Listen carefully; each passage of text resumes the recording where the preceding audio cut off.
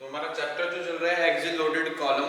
तो कॉलम में हम आज डिज़ाइन स्टेप्स के अकॉर्डिंग अगर हम कैलकुलेट करेंगे हमारे न्यूमेरिकल्स को, डिज़ाइन सीखेंगे कैसे हम एक रेक्टेंगुलर आरसीसी शॉर्ट कॉलम जिसका एक साइज दिया गया है 250 mm into 500 mm is to be designed to support an ultimate axial load। तो axial load, ultimate axial load की वैल्यू कितनी दी है 1600 kilo Newton. Design suitable HYSD reinforcement in the column. तो हमने जो suitable high yield strength reform bars जो हैं वो हमने सुटेबल जो रहेंगे, रिइंफोर्समेंट जो रहेगी कॉलम में वो हमने डिजाइन करनी है और हमें यूज करना है M20 ग्रेड ऑफ कंक्रीट। और हमें दिया हुआ है minimum eccentricity of the minimum eccentricity less than 0.05 into d। तो ये बात आपने यहाँ पे ध्यान रखनी है। तो सबसे पहले हम क्या करते हैं, डाटा गिवन, जो भी आपका डाटा गिवन रहेगा वो हम यहाँ पे लिखेंगे। तो ठीक है जी, सबसे पहले साइज ऑफ कॉलम क्या है, size of column 250 mm into 400 mm। ठीक है जी, तो साइज हमें गिवन है। तो साइज जब गिवन रहेगा तो हमारे पास यहाँ पे ग्रॉस एरिया भी हमें पता चल जाता है। ठीक है जी, और हमें क्या गिवन रहेगा, अल्टीमेट एक्सियल लोड यानी कि PU की वैल्यू, अल्टीमेट लोड की वैल्यू हमें क्या है, गिवन है। अल्टीमेट लोड या हम बोल सकते हैं अल्टीमेट लोड कैरिंग कैपेसिटी। तो PU की वैल्यू हमें गिवन है कितनी, 1600 किलो न्यूटन। ठीक है जी, तो ये वैल्यू भी हमें गिवन है। अगर हम इसको किलो न्यूटन से हटाएं तो हमारे पास कितना आएगा, 1600 into 10⁻³ न्यूटन। तो ये वैल्यू हमारी क्या है, अल्टीमेट लोड की। और हमें क्या गिवन है, ग्रेड ऑफ कंक्रीट गिवन है कितना, M20। ठीक है जी, तो HYSD स्टील बोला उसने, design suitable HYSD reinforcement in the column using M20 grade. तो M20 ग्रेड की बात करें तो हमारे पास यानी कि FCK की वैल्यू, FCK की वैल्यू क्या होती है, हमारी characteristic strength for the concrete कितनी है हमारे पास, 20 न्यूटन पर mm²। ठीक है जी, और HYSD स्टील हमने डिजाइन करना है तो हमारे पास यानी कि 4, ये तो हुआ हमारे पास M20 ग्रेड। ओके, तो ये अगर हम FY की बात करें तो हमारे पास कितना है, 4 HYSD स्टील। तो HYSD स्टील यूज करेंगे हम यहाँ पे, तो हम ले लेते हैं यहाँ पे FY की वैल्यू 415 न्यूटन पर mm²। ठीक है जी, तो ये वैल्यूज हमें गिवन है। ओके, हमें E मिनिमम इसेंट्रिसिटी कितना गिवन है, E मिनिमम लेस देन है हमारा 0.05 into d। ओके, तो ये डायरेक्ट हमारे पास गिवन है। तो as per the minimum eccentricity less than 0.05 into d we use the formula of ultimate load carrying capacity। तो कौन सा लोड कैरिंग कैपेसिटी का जो फॉर्मूला है वो हम यहाँ पे यूज करेंगे। ठीक है जी, तो ये हमारी क्या है, गिवन डाटा है जो हमने अभी लिखा। ठीक है, तो इसके बाद हम क्वेश्चंस को स्टार्ट करते हैं। जो हमारा as per minimum eccentricity, as per minimum eccentricity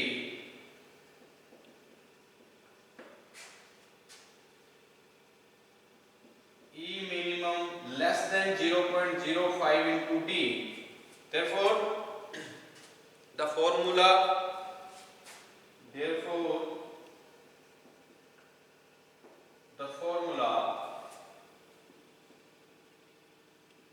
for ultimate load यानी कि PU as per IS code 456/2000 is। ठीक है जी, तो क्या रहेगा, PU इक्वल टू क्या रहता है हमारा 0.4 FCK area of concrete plus 0.67 FY area of इस रिलेशन से हम क्या कर सकते हैं, वैल्यूज को पुट करेंगे और हमारे पास जो एरियाज है वो कैलकुलेट कर सकते हैं। ठीक है जी, हमने क्या करना है, design suitable SD reinforced in the column. तो कॉलम को हमने डिजाइन करना है, कौन सा हमने रीइंफोर्समेंट कैसे प्रोवाइड करनी है वो देखेंगे। तो हमें पीयू की वैल्यू गिवन है, यानी कि ultimate load carrying capacity given है, कितना है, वैल्यू को पुट करेंगे तो हमारे पास वैल्यू कितनी है,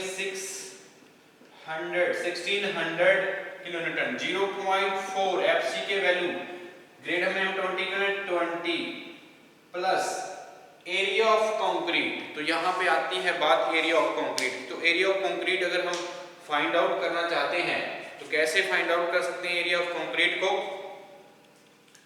एरिया ऑफ कंक्रीट को कैलकुलेट करने के लिए हमारे पास कहता है gross area of column minus area of steel in compression.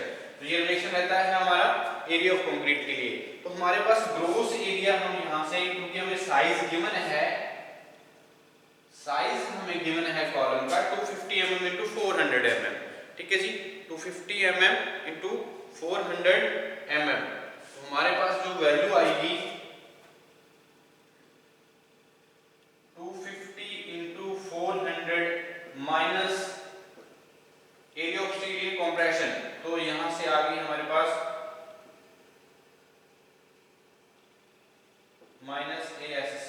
तो ये हमारा क्या है, ASC की वैल्यू, यानी कि एरिया ऑफ कंक्रीट। तो यहां पे हम एरिया ऑफ कंक्रीट की जो वैल्यू है वो पुट कर सकते हैं, जहां 1000 ये वैल्यू आई है हमारे पास माइनस ASC प्लस 0.67 FY हमारे पास क्या है 415 इंटू ASC। तो यहां से area of steel in compression calculate किया जा सकता है इस रिलेशन से। ठीक है जी, तो एरिया ऑफ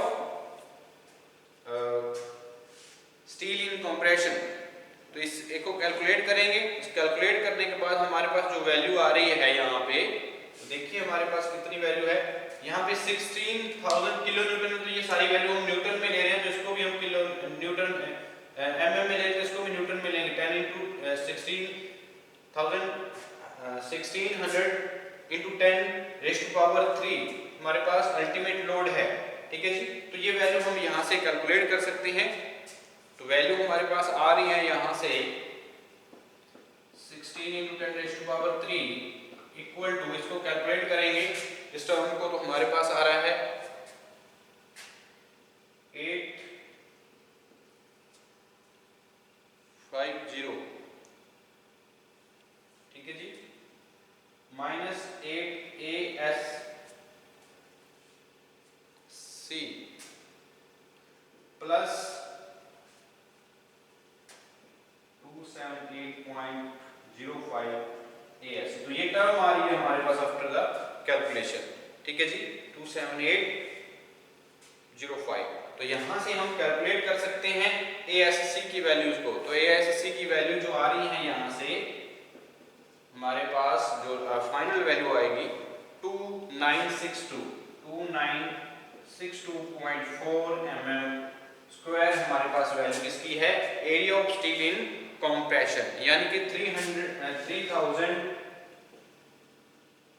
mm स्क्वायर के लगभग जो वैल्यू आ रही है हमारी, हम ये लेके चल सकते हैं। ठीक है जी, तो ये हमारी कितनी वैल्यू किया है, हमारी area of steel in compression. तो जब हम area of steel in compression calculate करें तो चेक कर सकते हैं जो मिनिमम हम एरिया कंप्रेशन स्टील का जो हम प्रोवाइड करते हैं कॉलम के केस में, वो हम कितना करते हैं वो भी हम यहाँ पे चेक कर लेंगे। ठीक है जी, तो हमारा एरिया जो आया है in the compression 3000 mm square, जो वैल्यू आई है हमारी area of steel in compression. तो हम इसके बाद क्या करेंगे, चेक करेंगे ये जो वैल्यू आई है वो सेटिस्फाई कर रही है या नहीं कर रही। ठीक है जी, तो हम करेंगे check for minimum, check for minimum area of compression steel.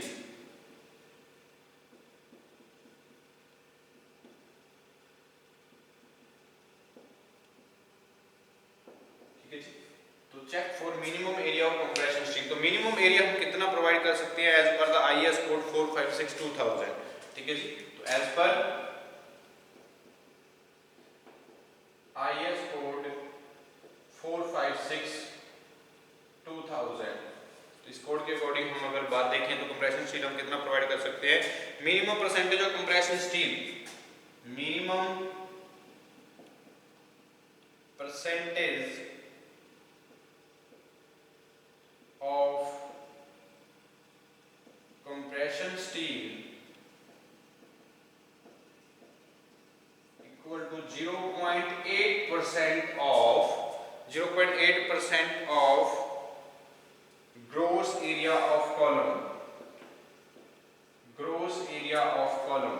ठीक है जी, तो 0.8% of gross area of column हमारा क्या रहेगा, मिनिमम हमारी कितनी वैल्यू की मिनिमम परसेंटेज रहेगी कंप्रेशन स्टील में। तो 0.8/100 into gross area of column.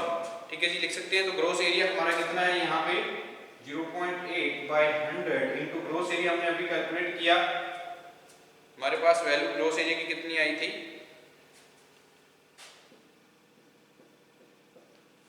ठीक है जी।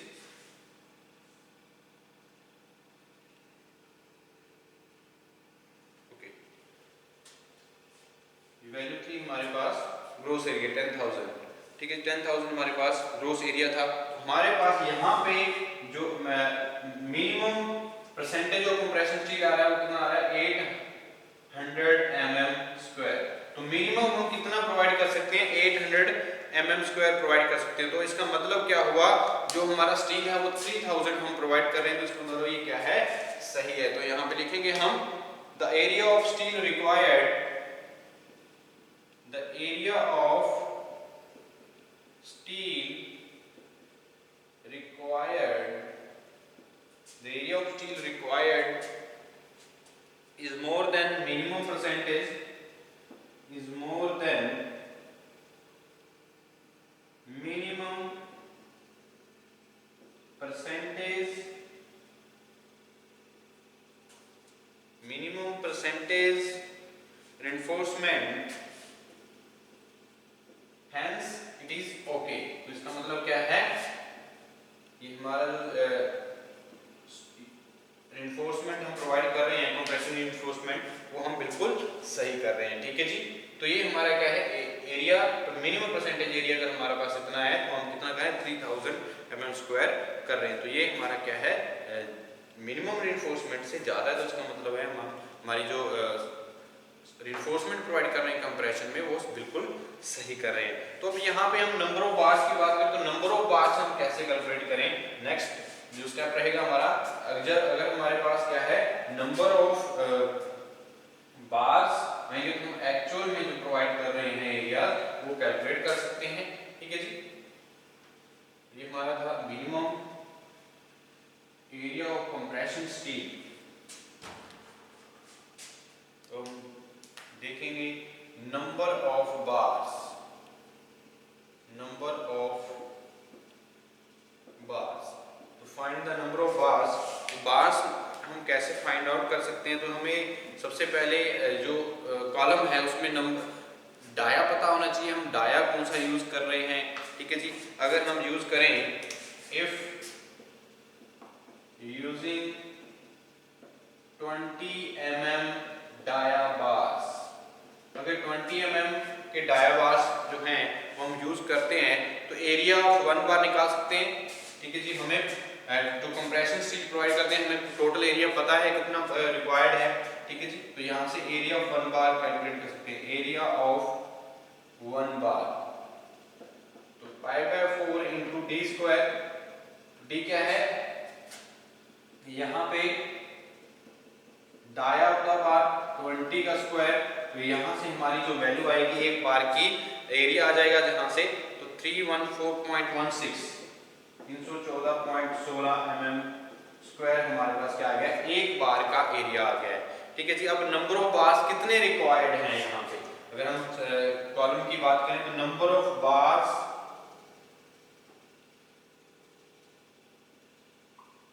नंबर ऑफ बार्स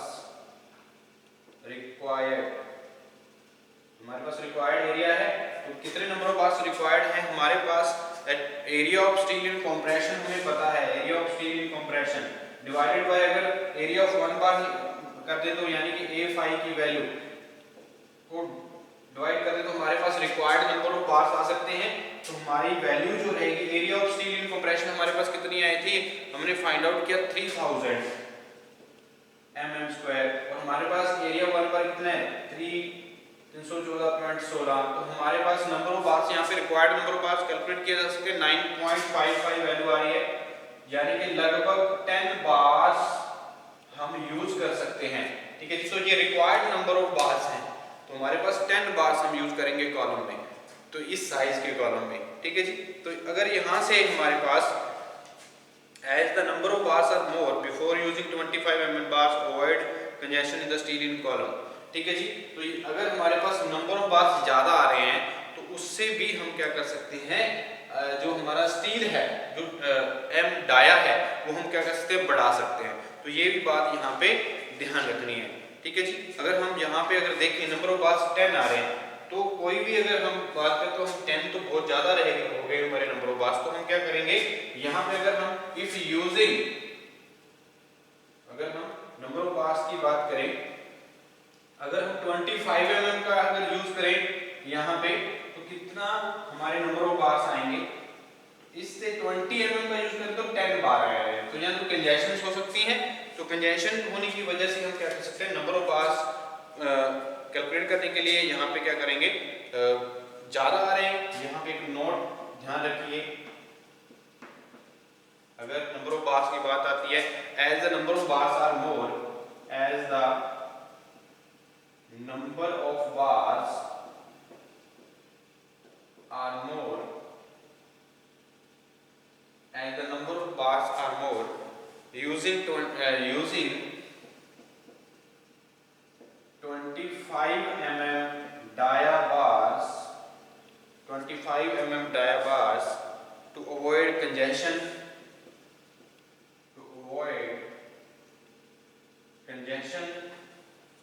तो you can congestion प्रॉब्लम आ रही है यहाँ पे, तो वो हम यहाँ पे अवॉइड कर सकते हैं by increasing the dia of bar, congestion of steel in column। ठीक है जी, अगर हम अब 25 mm डाया का यूज करें तो एरिया ऑफ वन बार क्या हुआ, area of one bar 5/4 into 25 का स्क्वायर, यानी कि A5 की वैल्यू हमारे पास आ सकती है। तो यहां से हमारे पास एरिया ऑफ वन बार हमारा 490.87 mm² हमारे पास वैल्यू आ गई है। ठीक है जी, तो एरिया वन बार आ गया है, तो यहाँ पे हम कैलकुलेट कर सकते हैं नंबर ऑफ बार्स रिक्वायर्ड। तो रिक्वायर्ड नंबर ऑफ बार्स कितने आए, area of steel in compression by area of one bar, तो एरिया ऑफ स्टील हमारा कितना था 3000 बाय 490.87, तो ये हमारी वैल्यू कितनी आ गई है यहाँ से। तो हम नंबर ऑफ बार्स को इस तरह से, तो 6.11 यानी कि 6.11 बार्स आ रहे हैं, 6.11 से तो लगभग हमारी यहाँ से जो वैल्यू आ रही है हम 7 बार्स आ रहे हैं। तो 7 बार्स हम कॉलम में, क्योंकि ये क्या है ओड रहेंगे, तो हम क्या कर सकते हैं 8 बार यहाँ पे यूज कर सकते हैं, 8 बार्स, यानी कि हम 8 बार यूज कर सकते हैं। ठीक है जी, तो 7 बार है, 7 बार हम नहीं यूज कर सकते क्योंकि मैं जो बार्स हैं यहाँ पे इवन ले रहे हैं। ठीक है जी, तो 8 बार्स अगर हम यूज कर रहे हैं तो 8 mm का अगर सिमेट्रिकली यूज करते हैं तो AST कितना हम प्रोवाइड कर लेंगे। अगर हम 8 बार यूज करते हैं तो अगर हम बात करें तो एक्चुअल में हम AST कितना प्रोवाइड करेंगे। ठीक है जी, अगर 25 mm का अगर हमारे पास रिक्वायर्ड एरिया 3000 आया था, अगर हम मान के चले 8 बार हम यूज कर लेते हैं तो एक्चुअल एरिया भी तो हम कैलकुलेट कर सकते हैं। जो एरिया है हम एक्चुअल एरिया जो प्रोवाइड कर रहे हैं वो हम कैलकुलेट कर सकते हैं भाई। तो कैसे करें ये बात यहाँ पे हम जान सकते हो। प्रोवाइड 8 बार्स हम यहाँ पे क्या कर सकते हैं, therefore provide 8 bars of 25 mm dia. ठीक है जी, 25 mm dia to place the bars the bar symmetrically, तो सिमेट्रिकली हमें प्लेस करने होते हैं, ये बात आपने ध्यान रखनी है। Place the bar symmetrically. Okay, तो अगर हम यहां से 8 बार दैट एएसटी जो हमारा एरिया ऑफ स्टील है इन कंप्रेशन, हमारे पास एक्चुअल में हम कितना प्रोवाइड कर रहे हैं प्रोवाइडेड, वो तो हमारा क्या था, पहले हमने कैलकुलेट किया रिक्वायर्ड एरिया 3000 mm², और हम अगर 8 नंबर ऑफ बार्स है तो हमारे पास पता है कितने, एक बार का डाया कितना है 25, तो यहां से हम जो प्रोवाइड कर रहे हैं area of steel in compression को हम यहां पे कैलकुलेट कर सकते हैं। तो हमारे पास आया 3926 mm²,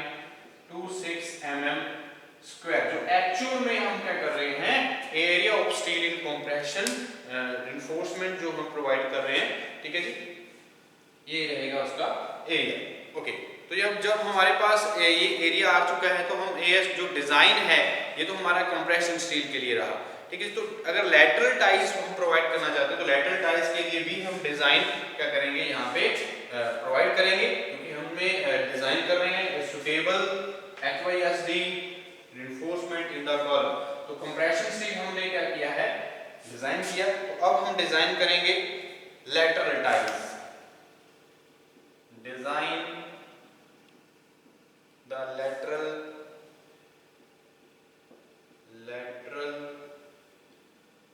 टाइज, ठीक है। तो लैटरल टाइज को कैसे डिजाइन करते हैं कॉलम के केस में, तो diameter of the bar to be used as lateral ties must be greater than, तो दो कंडीशन है हमारे पास जो लैटरल टाइज के लिए डाया हम यूज करते हैं वो क्या होना चाहिए, ये बात आप यहाँ पे जान लीजिए। Dia of the bar for lateral ties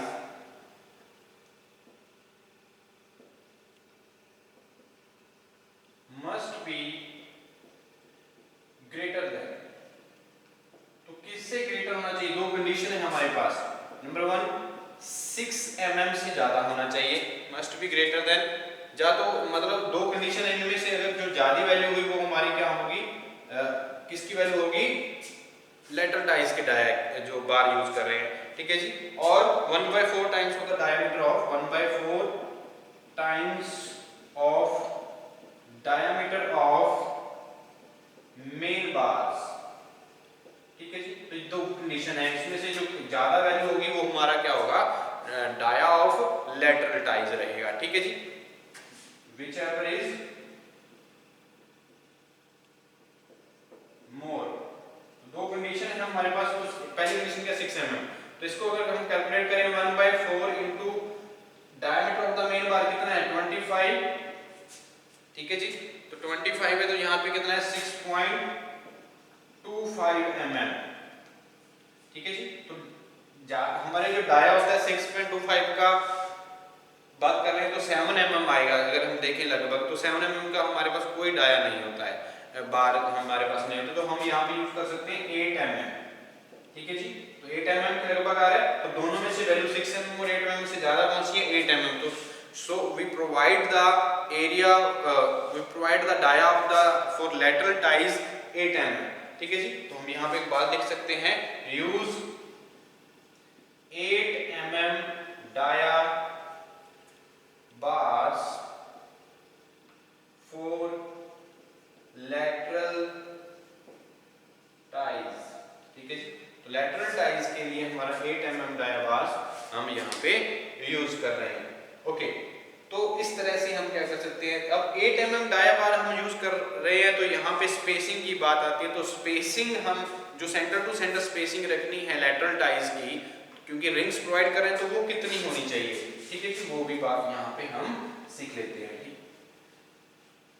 ये तो कोई हमारा डाया बार्स जो हम प्रोवाइड किया 8 mm लैटरल टाइज के लिए। हम बात करते हैं सेंटर टू सेंटर स्पेसिंग, और दूसरी हमारी क्या रहती है centre to centre spacing for of lateral ties, of lateral ties.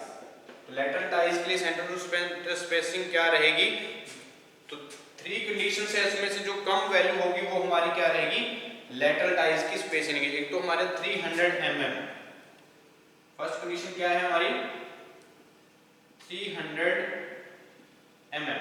तो सेकंड कंडीशन क्या रहेगी, least lateral dimension, least lateral dimension. तो लीस्ट लैटरल डायमेंशन कॉलम की कितनी है, 250 mm है, 250 mm है, ठीक है जी। और थर्ड वन जो कंडीशन रहेगी हमारी वो क्या रहेगी, इसमें 16 times of the diameter of longitudinal bar, 16 times of diameter of longitudinal bars. तो लॉन्गिट्यूडिनल बार्स का अगर हम बात करें तो कितना है 16 × 25, तो हमारे पास वैल्यू कितनी आती है, यहां से 16 × 25 करते हैं तो 400 mm, 400 mm, ठीक है जी। तो ये तीनों कंडीशंस हैं जो हमारी, इसमें से जो विच एवर इज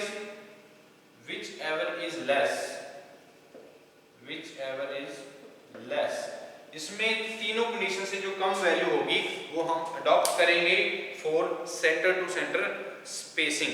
तो यहाँ पे हमारे पास सेंटर टू सेंटर स्पेसिंग के लिए हमारे पास कितनी वैल्यू आ रही है, लीस्ट वैल्यू कौन सी है 2, यहाँ पे 300 है, यहाँ पे 250 है और यहाँ पे 400 है, तो 250 हमारे पास लीस्ट वैल्यू है। तो least value is 250 mm, least value is 250 mm। So we provide the center to center spacing 8 mm dia हम यूज करेंगे और जो स्पेसिंग रहेगी 250 mm सेंटर टू सेंटर रहेगी। तो हम यहाँ पे लिख सकते हैं hence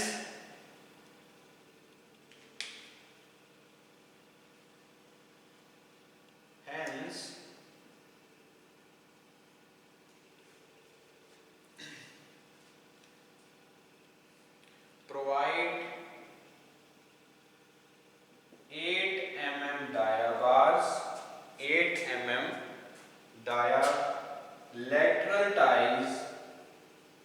तो lateral ties का डाया कितना है 8 mm at the rate 250 mm center to center spacing। Okay, तो ये हम क्या करते हैं इस तरह से प्रोवाइड करें। तो हमारे पास एरिया आ गया है, area of steel in compression and area of steel in for lateral ties. तो इस तरह से हम इसको डिजाइन कर सकते हैं, जो रिइंफोर्समेंट प्रोवाइड कर सकते हो। तो ये हमारा क्वेश्चन यहाँ पे कंप्लीट होता है। और उसके बाद नेक्स्ट सेक्शन में हम डिस्कस करेंगे स्क्वायर कॉलम या सर्कुलर कॉलम के बारे में, ठीक है जी।